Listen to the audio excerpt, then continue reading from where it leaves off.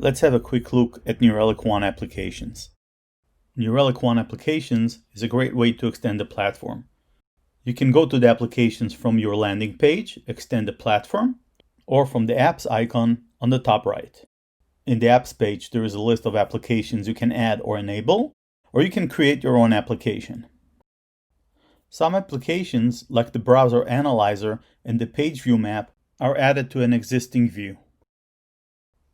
This is the page view map enabled on a sample application.